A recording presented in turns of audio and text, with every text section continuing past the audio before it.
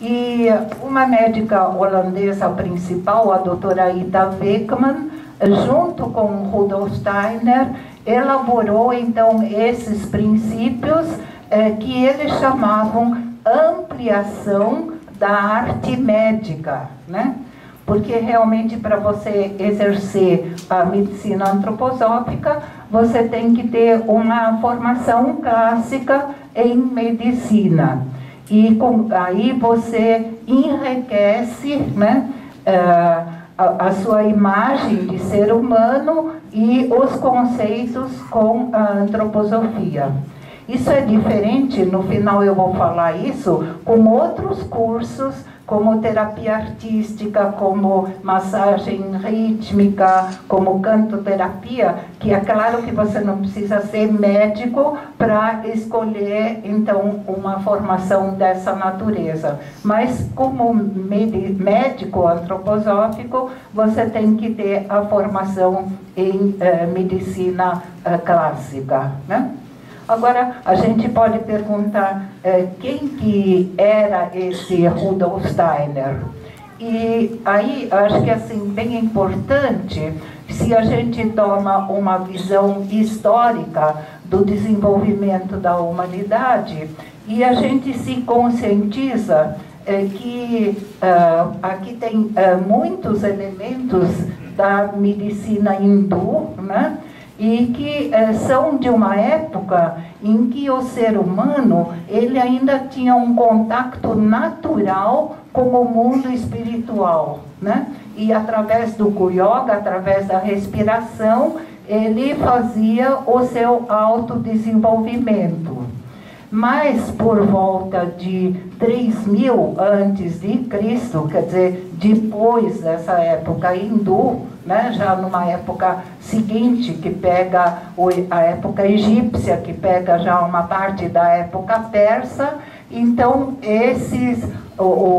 a fluidez do mundo espiritual para o mundo terreno, ele se fecha, né?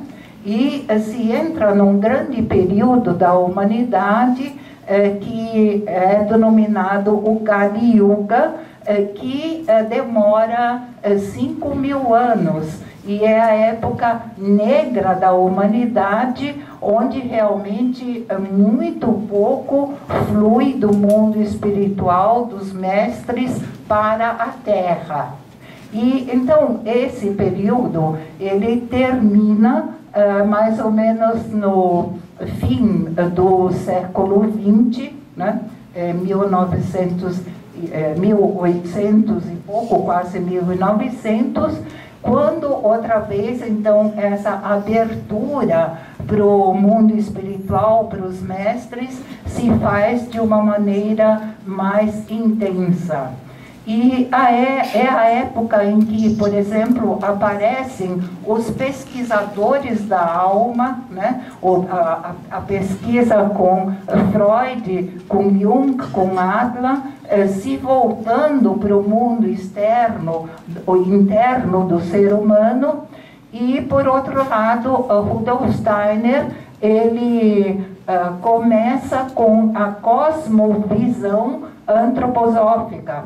Quer dizer, o entendimento da formação dos mundos, da formação do cosmos, da influência que o cosmos tem sobre o organismo humano, criando aquele conceito da relação que o homem é um microcosmos, reflexo desse macrocosmos externo.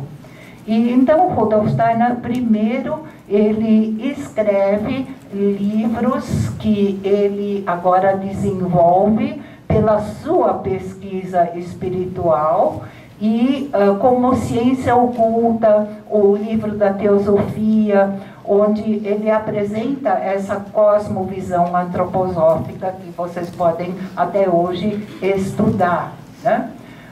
Depois ele entra para o lado do campo da arte e tenta trazer essa imagem do homem através da arte. Então se fundam uma porção de artes novas, como, por exemplo, a euritmia.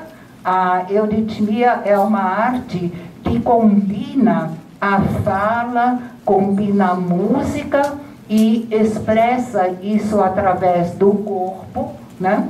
Então, é assim como uma dança moderna, uma dança de mistérios também, mas onde o verbo divino se expressa através do corpo do homem, né?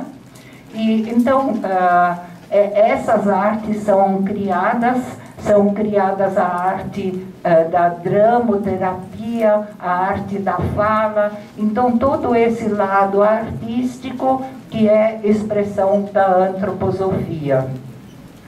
E depois, cada vez mais, principalmente depois da Primeira Guerra Mundial, né, onde as condições sociais da Europa eram péssimas, então cada vez mais jovens apareceram a Rudolf Steiner e queriam agora a prática da antroposofia. E prática dentro da pedagogia.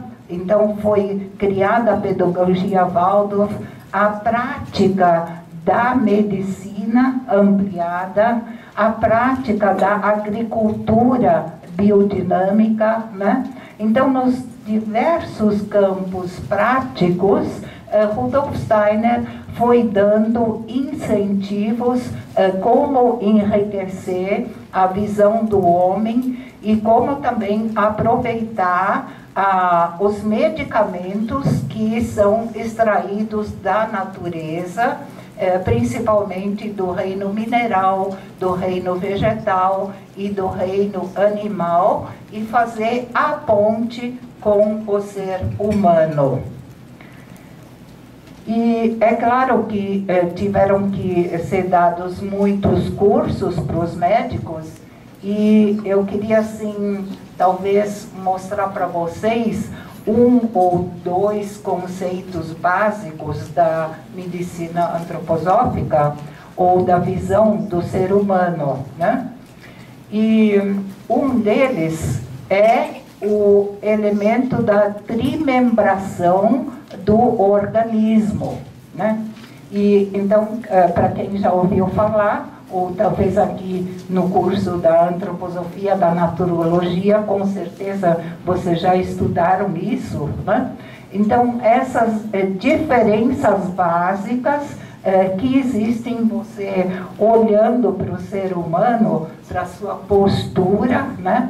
O ser humano é o único que tem essa postura erecta e que faz a ligação do cosmos, do céu, das estrelas, com a Terra, né? Através do nosso corpo, a nossa verticalidade nos permite, de um lado, entrar em contato com o cosmos, principalmente através do nosso pensar e através da nossa ação com a Terra, a nossa ação no mundo, né?